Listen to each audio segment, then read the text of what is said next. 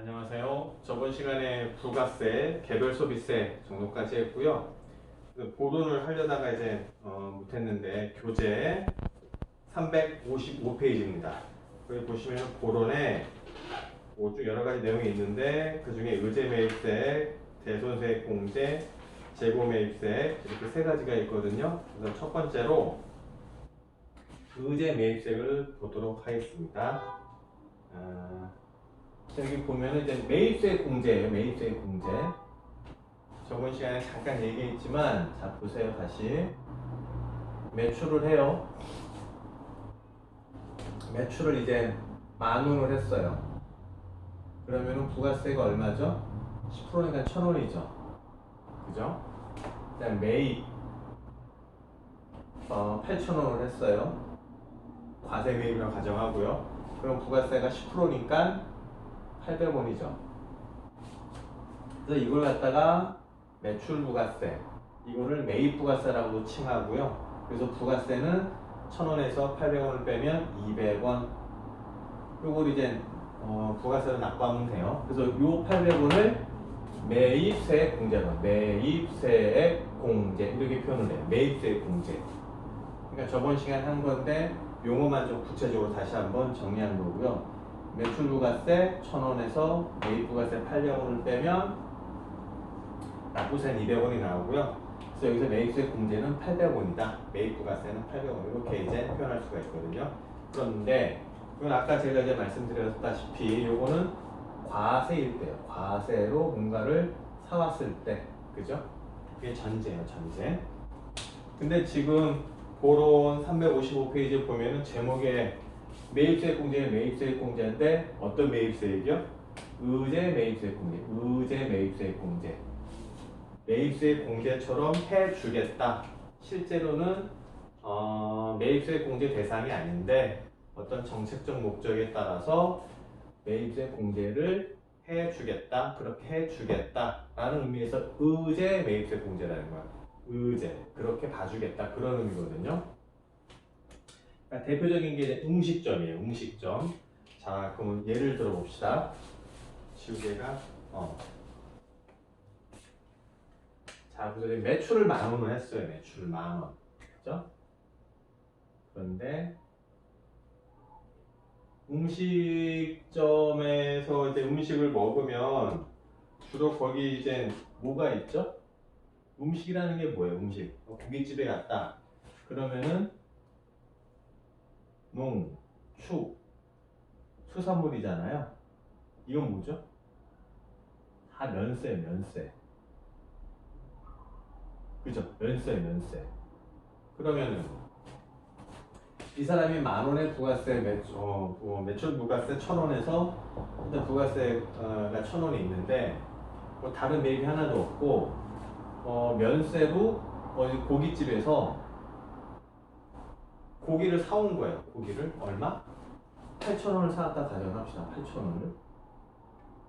근데 여기는 면세이기 때문에 부가세가 안 붙죠. 이렇게 0이 돼요. 0. 그죠? 그래서 매입 부가세가 없죠. 매입세 공제가 없죠. 그러면은 이 사람이 납부해야 되는 게 얼마? 1,000원이에요. 1,000원. 그러면은 이 사람 입장에서는 부담이 심하죠. 그죠? 그렇게 되면은 이 사람은 이 아주 기본적인 그리고 아주 필요한 거 그런 것만 면세로 이제 거래를 면세업자 거래를 하려고 할 거고 가능하면 이제 과세업자랑 거래를 하려고 하는 요인이 있을 거란 말이에요. 그렇게 되면 가격을 더 올리려고 하는 가격 압박 요인도 있고요. 그러다 보니까 국가에서는 안 되겠다. 이거를 좀 이렇게 하지만 부가세가 너무 부담이 심하고 여러 가지 문제가 있으니까 이거를 어느 정도 부가세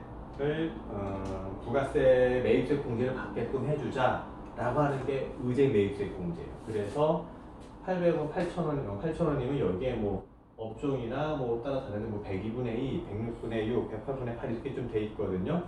쭉 몇 가지가 있는데 거기에서 얼마 나왔다? 그러면은 1,000원에서 결을 뺀 게 이제 납부세액이 되겠죠. 자, 이렇게 된 개요를 이해하시고 교재를 보도록 하겠습니다.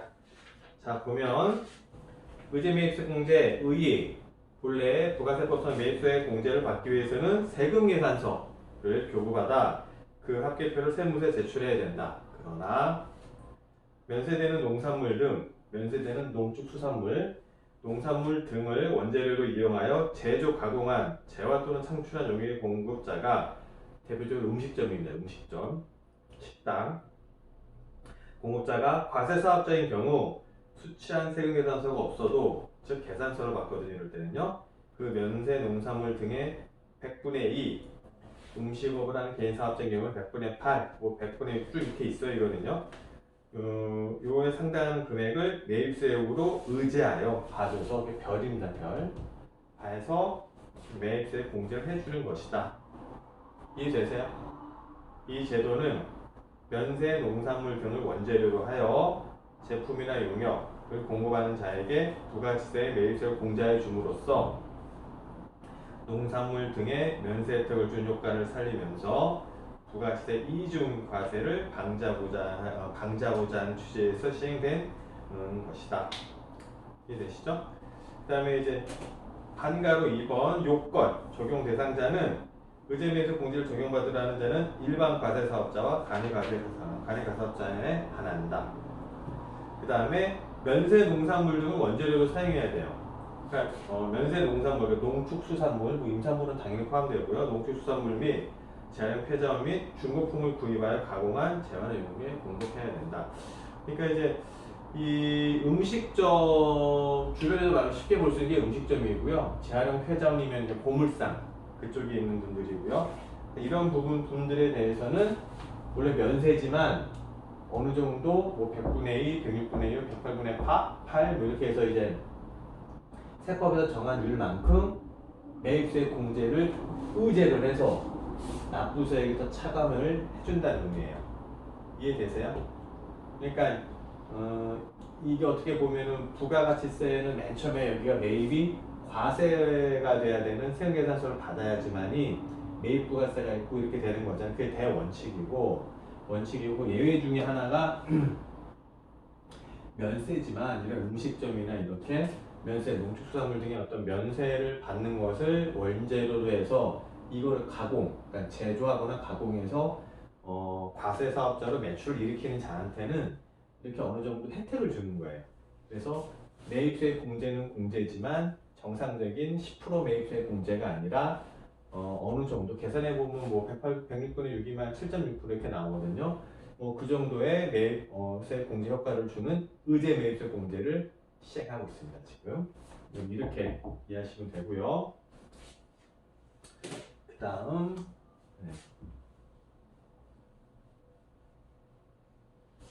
뭐 자세한 건 이제 부가세법 강론에 가서 이제 또 할 거고요. 일단 여기는 개론이니까 간단하게 의미만 파악할 수 있는 그 정도 수준으로만 진행을 하도록 하겠습니다. 대손세 공제.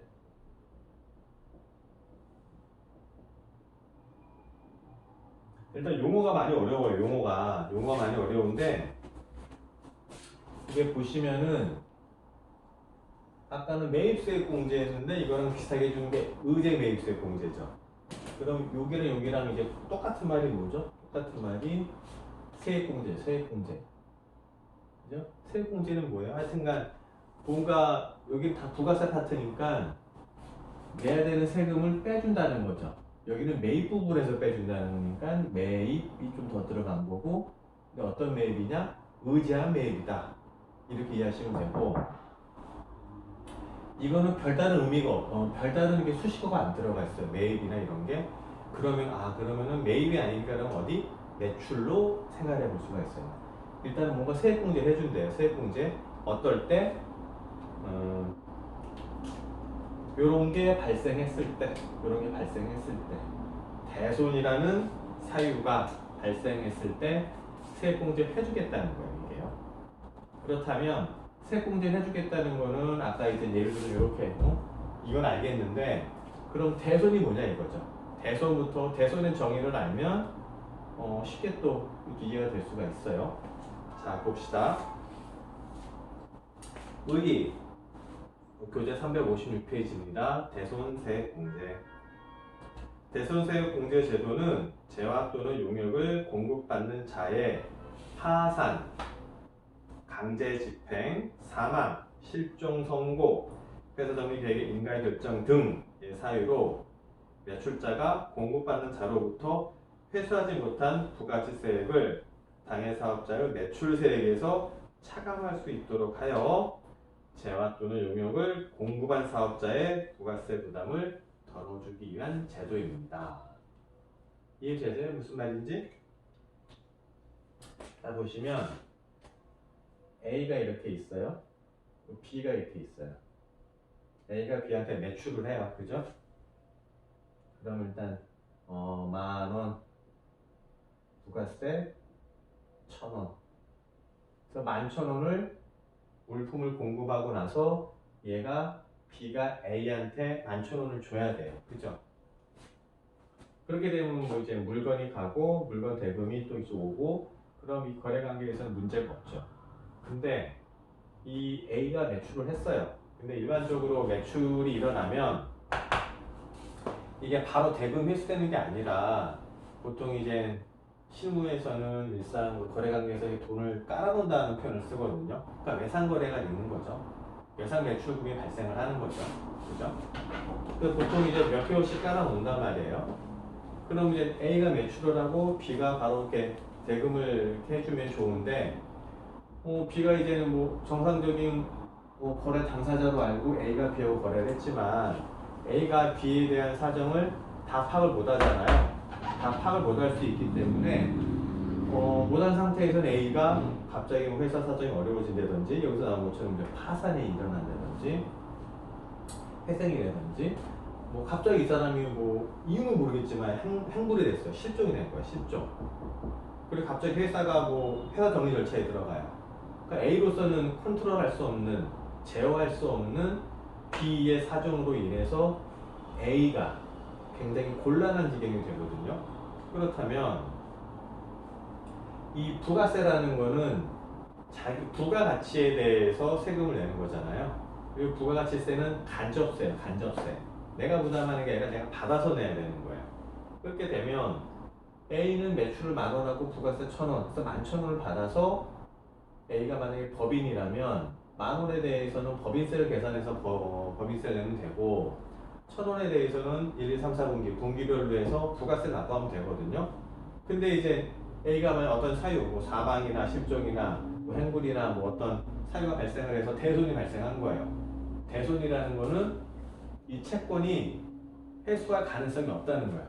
회수할 가능성이 100%부터 쭉 해서 0%까지 있을 때는 이따 보면은 근데 이제 뭐 요건이 있거든요. 이게 대손 요건이 이제 또 부가세법에 나열이 돼 있긴 하는데 부가세법과 법인세법에 나열이 돼 있긴 하는데 대표적인 여기 나온 게 이런 거거든요. 파산, 강제 집행, 사망, 행불 뭐 이런 건데 어찌됐건 회수의 가능성이 거의 0에 가깝고 0에 거의 회수 가능성이 없다고 보는 거죠. 그렇게 되면은 A가 그러면 이걸 본인 돈에서 내야 돼요. 간접세를. 그럼 간접세의 기본 원칙과 상충되잖아요. 그래서 그런 거를 국가에서 보고 이건 안 되겠다. 어차피 얘한테 받아서 내지도 못하니까 이거는 그러면 감해줘야겠다. 어떤 요건에 맞으면 감해줘야겠다는 게 공제, 세액공제, 매출자 쪽에 대손이 발생한 거가 있으면 요건에 맞으면 대손으로 세액공제를 해주겠다는 게 대손세액공제예요. 1,000원. 그럼 아까 봅시다. 이 사람이 이제 매출이 3만 원이 있다고 가정을 하고 그럼 부가세가 이제 3,000원이잖아요. 근데 여차저차해서 이렇게 했는데 이 건이 A에 대한 건이 대손이 발생한 거야. 대손이 발생. 그럼 어떻게 되죠? 대손 세액공제죠. 그러면 이제 10,000원 1,000원이 되는 거예요. 그래서 3,000원을 내야 되지만 2,000원만 내야 된다는 2,000원만 내도 된다는 의미예요. 이해되세요? 이게 대손세액공제 계략적인 내용이고요. 이 교재를 다시 한번 보도록 하겠습니다.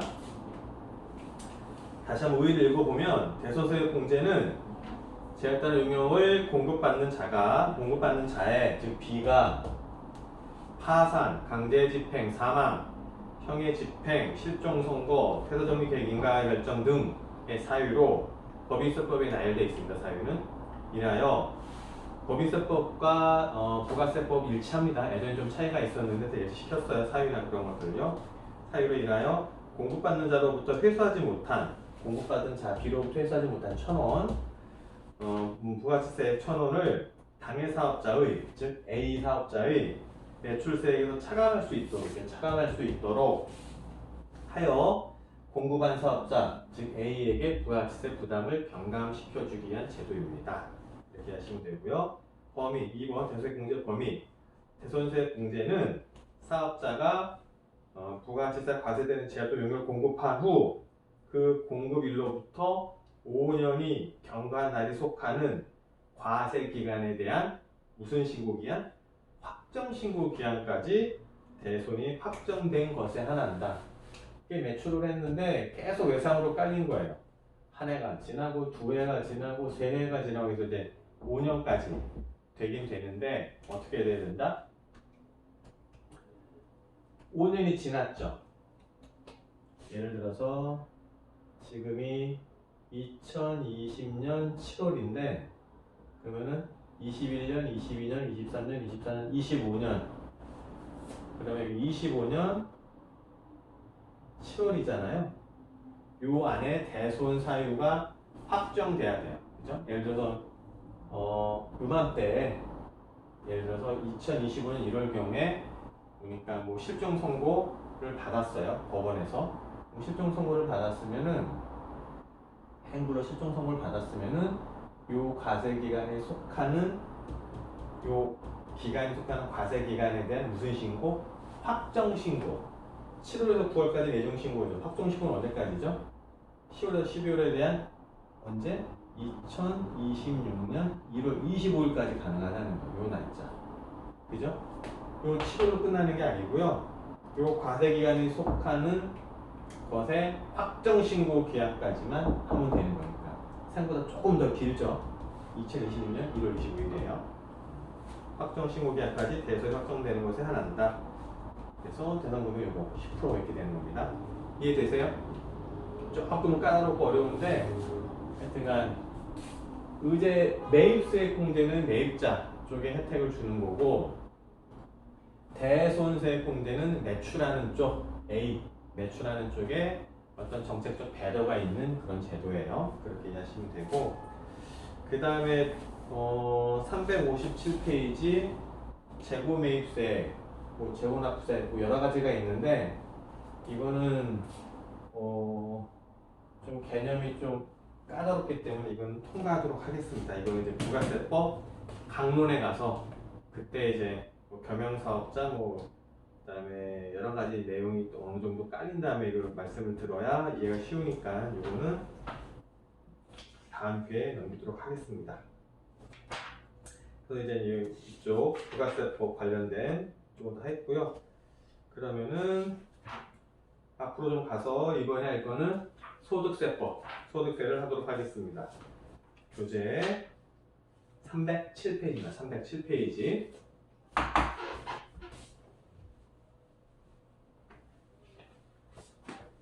교재 307페이지 소득세.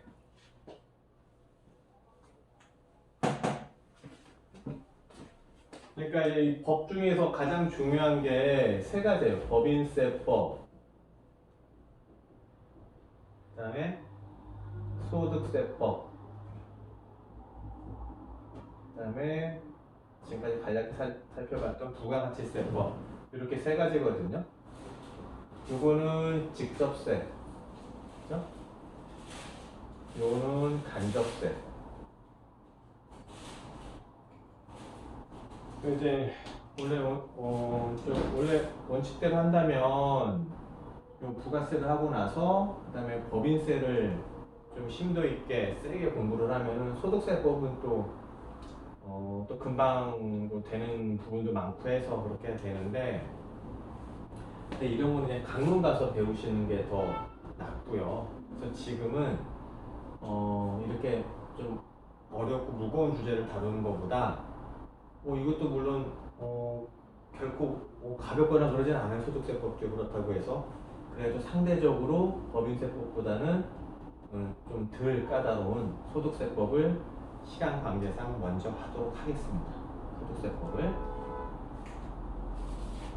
자, 307페이지 소득세 개념 교재 보시면 권리 의무의 주체인 특정한 사람에게 귀속되거나 귀속될 것이 어떻게 돼? 확정된 특정한 사람에게 확정이 돼야 돼요. 확정된 경제적 이익인 소득을 과세 대상으로 하여 부과되는 국세를 소득세라고 한다. 특정인에게 확정된 소득이 있을 때 부과되는 세금이에요. 특정인에게 확정됐을 때. 그죠? 잘 기억하시고요. 소득세는 부담자의 담세력, 세금을 부담할 수 있는 능력, 담세력을 정확하게 반영함으로써 응능 원칙, 영어 보시면 ability to pay principle, 그러니까 부담할 수 있는 능력대로 부담을 시키게 한다는 원칙이거든요. 이게 응능 원칙과 부담의 공평성에 접근할 수 있는 전형적인 조세로서 현대 국가의 세제에서 가장 중요한 위치를 차지하고 있다. 소득세는 경제성장에 따른 소득 증가가 재원 확보로 용이하게 연결된다는 점에서 세수의 소득 탄력도가 높은 조세다. 조금 이제 표현이 어려운데 세수의 소득 탄력도,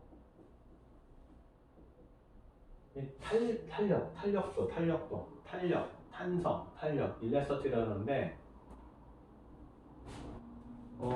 농구를 한다. 그러면 이렇게 공을 두들기면 탄력이 있어서 내가 이렇게 힘 준 만큼 튀어오르잖아요. 탄성이나 탄력 때문에요.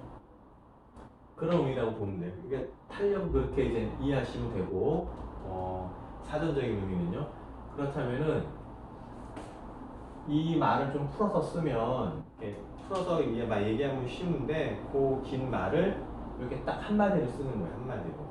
세수의 소득 탄력도가 높다, 낮다, 뭐 이렇게. 무슨 말이냐면은, 세금 걷어들이죠. 이 세금 걷어들이는 크기가 소득에 따라서 오르락 내리락 잘 유동적으로 바뀐다. 그런 말이에요. 무슨 말이냐면은 소득이 만약에 100원 있어요. 이때 부과되는 소득세율과 그 다음에 만약에 1000원 있어요. 그러면은 이때 부과되는 소득세율이 우리나라는 이제 그 누진세율이 됐기 때문에 좀 다르죠. 하여튼 뭔가 이제 세금은 텍스는 부과가 돼요. 그죠? 그렇게 되면 세수는 어떻게 돼요? 100일 때 만약 10이라고 하면 이럴 때는 한 40 정도 되겠죠? 소득이 올라가면, 그죠? 세금이 어떻게 돼요? 올라가죠. 그죠? 소득이 움직이는 것만큼 비례적은 아니지만 어느 정도까지는 같이 증가를 해요. 그래서 10배가 증가했지만 4배가 증가했다. 그러면은 탄력도는 0.4로 나오거든요. 이때는요. 소득이 증가하는 거 분에 세금이 증가하는 분. 그러다 탄력성을 갖다 이렇게 수식으로 계산할 수가 있긴 하는데 여기서 0.4예요. 그거는 이제 경제학적 개념이고 어찌됐건 소득이 변화하는 것 분에 대해서 세금이 변화하는 거 계산을 하면 이렇게 나오거든요. 그러니까 그 탄력도가 좋은 거예요. 반대로 예를 들어서 이제 소득이 이렇게 올랐는데 그냥 변화가 없다. 세금이. 그럼 뭐예요? 그럼 비탄력적이라고 그래요. 그러니까 탄력적과 비탄력 이렇게 되어 있는 거예요. 이게요.